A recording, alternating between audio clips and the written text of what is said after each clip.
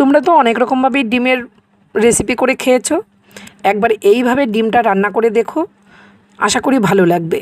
আমি কথা দিচ্ছি তোমাদের একটা ডিম কষাতেই পুরো দুপুরের খাওয়া কমপ্লিট হয়ে যাবে। চলো চলে যাচ্ছি মূল রান্নাতে।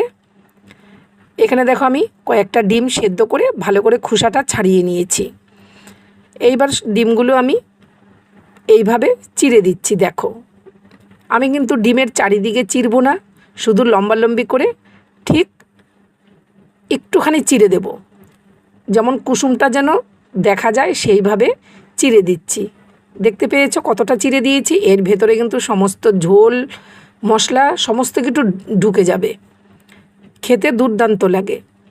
সমস্ত ডিমগুলো আমি একইভাবে চিড়ে নিয়েছি।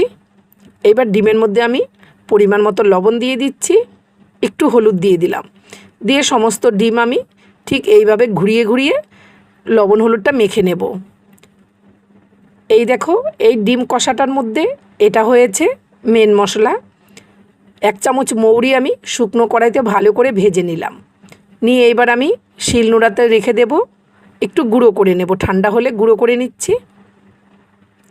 এবার কড়াইতে তেল দিয়ে দিলাম, তেলটা গরম হয়ে গেলে লবণ হলুদ মেখে রাখা ডিমগুলো আমি ভেজে নেব। ডিমগুলো কিন্তু হালকা ভাজবো না, বেশি কড়াও ভাজবো না, ঠিক মাঝারি কালার করে ভেজে নেব। তারপরে ওই তেলের মধ্যে পরিমাণ মতো পেঁয়াজ দিয়ে দিয়েছি। তোমাদের ডিমের পরিমাণ বুঝে কুচানো পেঁয়াজটা ব্যবহার করবে। পেঁয়াজটা হালকা ভেজে নিয়ে তার মধ্যে লবণ আর 4টে চেরা কাঁচা লঙ্কা দিয়ে দিয়েছি। ঝালটা তোমাদের পছন্দ মতো কম বেশি করে ব্যবহার করবে।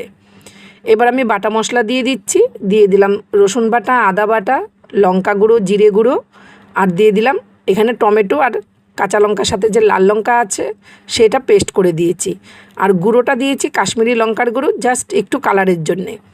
এবার সামান্য একটু হলুদ দিয়ে সমস্ত মশলাগুলো আমি ভালো করে কষিয়ে নেব। মশলার কাঁচা গন্ধটা চলে গেলে মশলা থেকে কিন্তু তেলটা খুব সুন্দরভাবে ছেড়ে দেবে। দেখতেই পাচ্ছ মশলা থেকে কিন্তু তেলটা পুরো ছেড়ে দিয়েছে। এবার ভেজে রাখা ডিমটা দিয়ে দিলাম, দিয়ে ডিমের সাথে মশলাটাকে আমি আবারও 2 থেকে 3 মিনিট মিডিয়াম টু লোতে রেখে কষিয়ে নেব।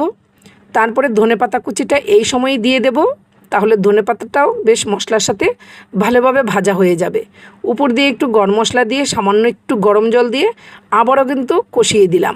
এই সময়ে গ্যাসের ফ্লেমটা কিন্তু লোতে রাখতে হবে।